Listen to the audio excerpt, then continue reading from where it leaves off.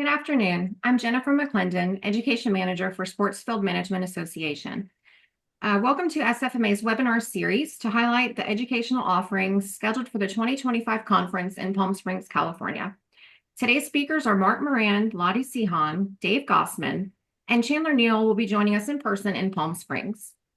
Today, the panelists will be presenting an iCEV workshop, expanding turfgrass courses in high schools with SFMA curriculum and certification. Dave Gossman has been a high school agriculture educator and department chair for 23 years at Atwater High School, located in the California Central Valley. Marc Moran has been teaching at Atlee High School near Richmond, Virginia since 1999. Both Dave and Marc have been successful in building and growing a turf science program at the local level, with their influence and work expanding to the state and national levels. Lati Sehon is the Curriculum Alignment and Assessment Specialist at iCEV. In this role, she analyzes state, national, and industry standards to ensure alignment with iCEV's instructional content. Chandler Neal is the Industry Relations Coordinator at iCEV, where she supports efforts to promote industry certifications, including the SFMA Turfgrass Science Certification, available through the iCEV testing platform. Panelists?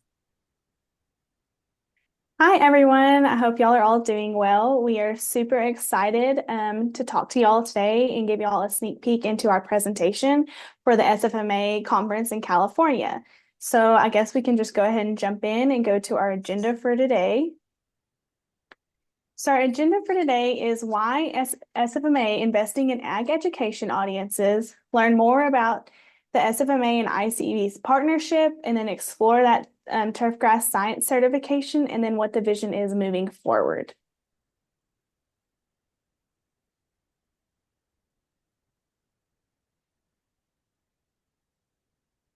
Dave, I'm going to speak for you since you're in the field. So what we've learned is that through each of the pathways, so in ag education, we have a series of pathways.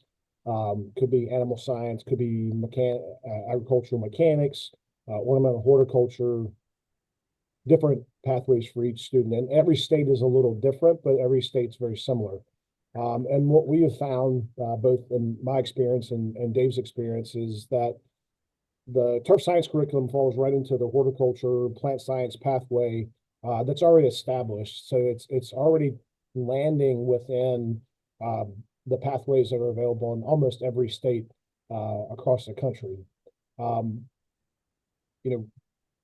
These programs now have started to take on programs like Dave's have been in for a few years. Mine have been in for over 20 years. But we all implemented them through an existing horticulture pathway that we had in our buildings. So mine evolved out of a landscape course. Dave's evolved out of his ornamental horticulture courses. And then what we've learned through the process is that through SFMA's support, we've garnered lots of opportunities for our students because it's a natural fit. Being involved in a professional organization has allowed us as professional teachers to interact with industry professionals across the country, expose them to what we're trying to do and what we would like to implement in our local chapters, and then also giving our students exposure to the industry in a much bigger, broader way than we ever had just at the local level. And then currently the resources that are available to us have typically been random text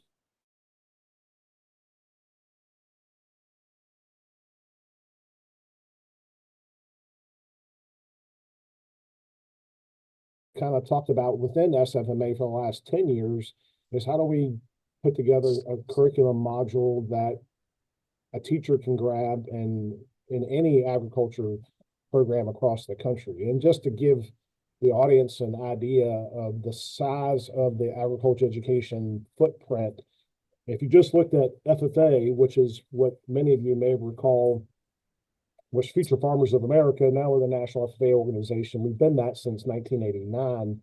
The National FFA has a membership that is in excess of close to 1 million students. So if you think about the amount of students that we're trying to draw from, I dare say that we have the biggest draw from a high school standpoint point as a dedicated content that can feed into the industry. 1 million students. So take your show to 1 million kids is really a powerful thing. We see it every day, but I think the industry across the board sometimes overlooks that high school component. Many of us look directly to colleges and universities with a 2-year or 4-year, but I think the high school impact and the ability to touch over 1 million kids or be in the presence of over 1 million students is something that we as teachers see valuable. And now that we've seen this growth with the high school curriculum that's been developed, it puts it in the hands of local teachers to do something that can dramatically impact the industry down the road. Next slide. Dave, if I'm doing a good job, let me know. So, and so where we're looking at how do we meet the need, currently we're experiencing a shortfall. We know that across the board with any labor-based industry, there's a tremendous shortage of people in the workforce. The one thing that I think the Sports Field Management Association has going for it is, athletic fields are in everybody's backyard. You can't touch a high school, rarely touch a high school that doesn't have a high school football program, baseball program, of any type of outdoor sports. So baseball, softball, soccer, field hockey, lacrosse. Think about every one of those students. If they're an athlete, they're affected by what we do.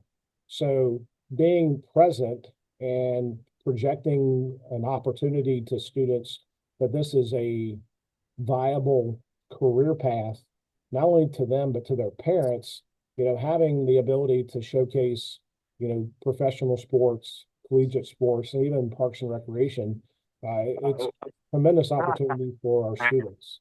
And the one thing that from a teacher standpoint that has been critical is how do we tie our pathway or our coursework to some level of industry certification?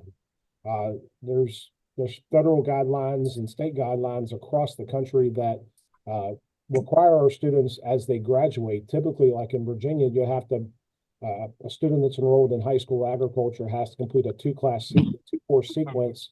And at the end of that 2-course sequence, they have to have an industry credential in order to graduate. That's a state mandate in the state of Virginia that every student coming out of high school must have an industry certification. So now I have this pathway, I have this course or series of courses. Now I need a certification that puts an exclamation point on their high school career. And I look at the industry and say, how do you get certified, get people that are qualified? Well, let's give them a certification that allows them to meet whatever minimum standard is at their age level that would be a beneficial thing for for employers to grab them and keep them in the industry. So it's a crucial thing for us has been how do we find a certification? And that's something we've been working on for a while. And Lati was going to speak to that when it comes to the certification. But one of the things that Dave and I have really valued over our entire time together in SFMA is just that how our network of connection with the professionals in the industry across all sectors. So whether it's golf, sports fields, people who are service providers, whether it's, field construction, spray application, any of those types of service providers, but also vendors that provide resources. And so being a SFMA member has been really the key to my growth personally. And I know when Dave and I met several years ago at an SFMA conference, this allowed us to both kind of showcase what do we do at the local level, and then how's the industry affected us.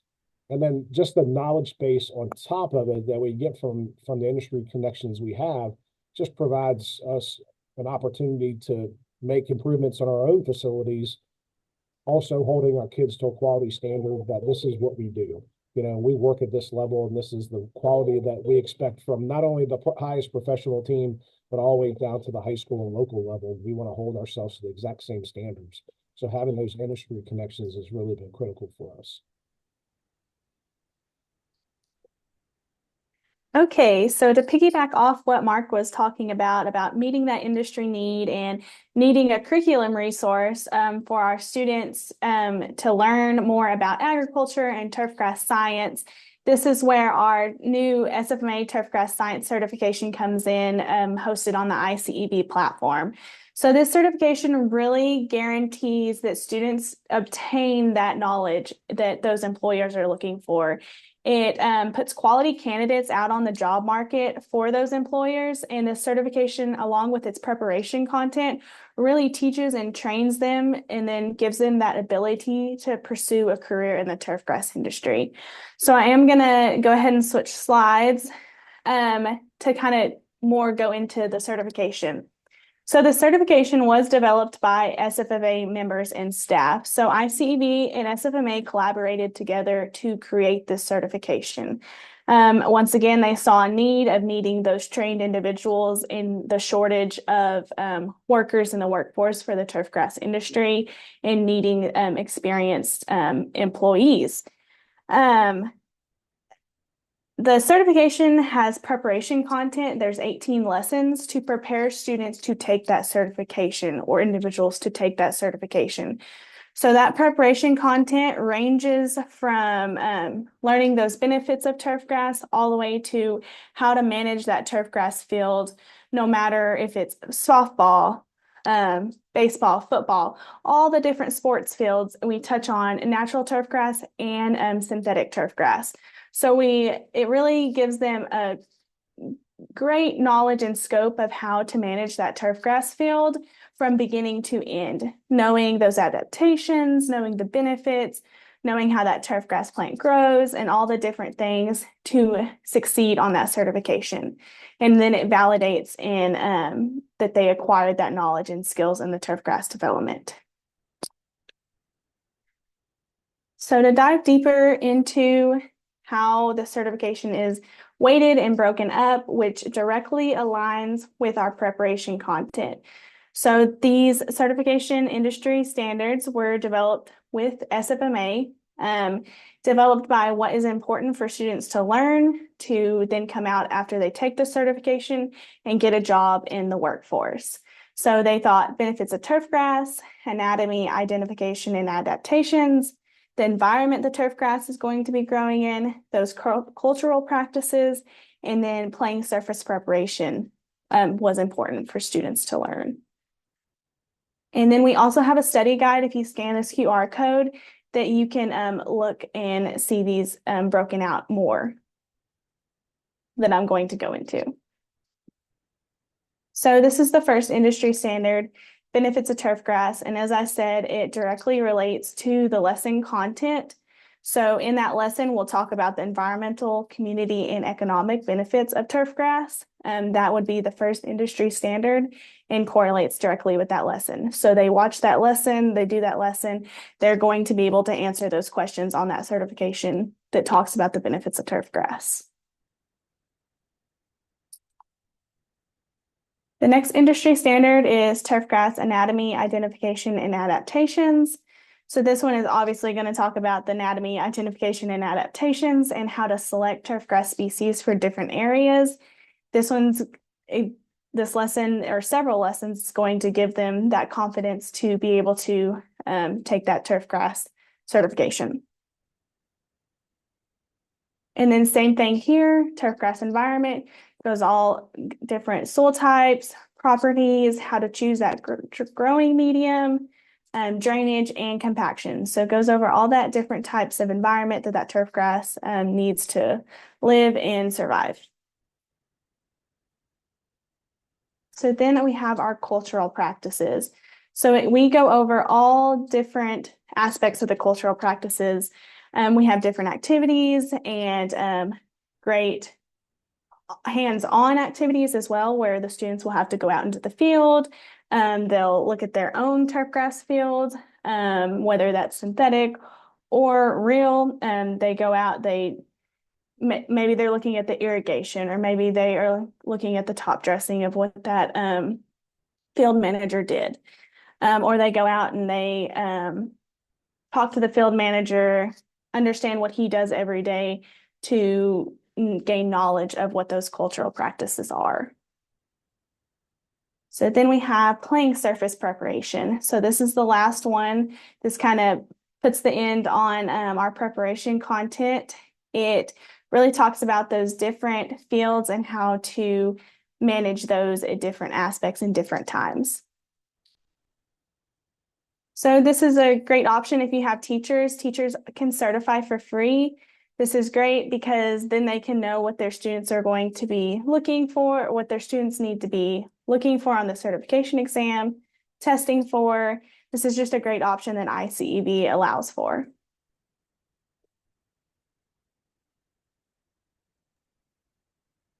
So as we start thinking about the future and what goes beyond this, one of the things that we know that many of you are not ag educators yourselves, but if you take and you check into your local school district, I think many people would be amazed at how many of our local school districts actually have agriculture education programs that are in place.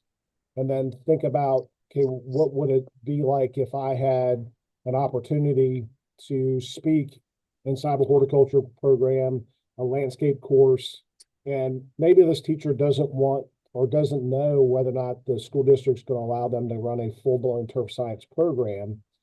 But what I would, I guess, encourage you to do is like, can I be a speaker? Can I be somebody who comes and talks to a teacher about it? Because one of the things that we look at when we start thinking about curriculum is if I have to start from scratch, it's a lot to take on. But now that we have this partnership with iCEV, there's an opportunity if the school system already is an iCEV customer, or if they just want to, dip their toe in it, they can reach out to iCEV about some opportunities for this pre-prepared curriculum.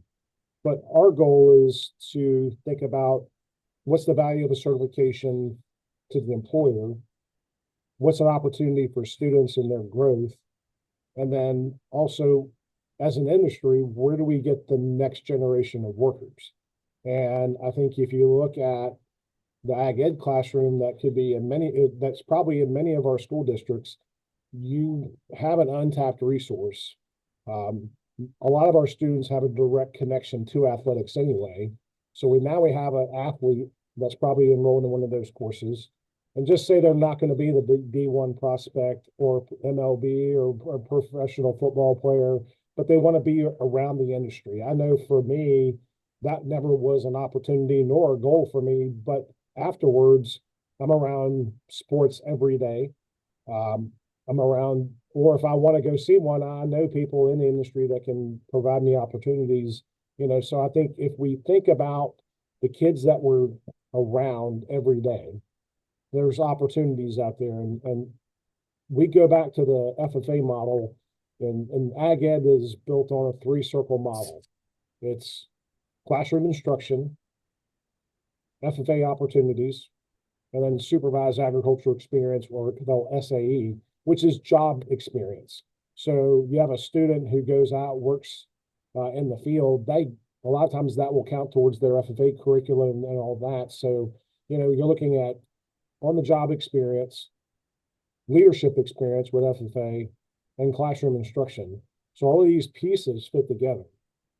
And so one of the things that we know from an FFA standpoint that it gets kids motivated is competition. And in FFA, we have what we call career development events. Many of you may have been an FFA, if you were an FFA member, it's a good old-fashioned FFA contest. Well, each state has the opportunity to introduce a state turfgrass competition or career development event at the state level. Virginia has one. I know several other states around. Pennsylvania has one. I think California is looking to do one. But there's several states across the United States who have now tried to implement an FFA CDE for turf science. SFMA, along with the Golf Course Superintendents Association, have partnered to put together a national invitational CDE. For anybody who wants to come and participate. This year it's being hosted at the Golf Course Superintendent Show on February 4th. And next year, when we're in Texas for the SFMA Conference, SFMA will be hosting the National CDE at that time. So if you think about opportunities for kids in competition, this is a great opportunity to put kids in front of the industry. But I think the big thing that I would really encourage is finding ways to expand this curriculum into high school ag education courses. And we're talking about your typical ag ed programs and VOAG that you may have encountered when you were younger, or it may be in your school district now, but this is a natural progression. I look at my program in high school. My school used to be about 40% rural, 60% suburban. Now we're probably 90% suburban and 10% rural. But I have the largest school farm in any place in our county. Our program has tripled. We have over 360 kids in our program. Not a single kid in our program comes from a family farm. But I teach more agronomy than I've ever taught because I have 22 acres of athletic fields that are it's my school farm. We raise grass. We don't raise corn, wheat, and soybeans like we used to. So this is how we tie it together. And we're still teaching the agricultural principles that we've always known, and the agronomy and everything tied to it. But on top of it, our field, our athletic field is our crop field. And that's what we grow our grasses and we do all the things that we do that we all know as professionals. This is what you have to do to put out a quality athletic field.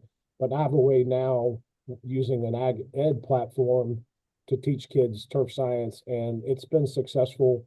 And I don't know many turf programs around that have not been successful, just for the simple fact that we can tie everything we do to something that's athletic. So it's visible, it's cool, kids want to be a part of it, okay? I mean, you can't turn on a TV and not say that this industry is in front of your face every single day. So it's been beneficial, and our community has supported it. I don't know anybody yet that has made an effort to do things for their schools and their fields, but they haven't been met with positive response, support, and encouragement to do more. So that's been our experience. So I would encourage you, if you have questions when it comes to this, opportunity, to please reach out to us. I'm happy to talk. I know Dave's happy to talk, and and now we have this curriculum component that just brings it to the forefront, that anybody who wants the curriculum can get access to it. Before, it was you had to know somebody who knew somebody. Now we have a nationally established platform that is implemented in many, many, many, many ag programs across the country, and it's available to them as well. Questions or things like that, I'm happy to take any, and Lati, if there's anything else.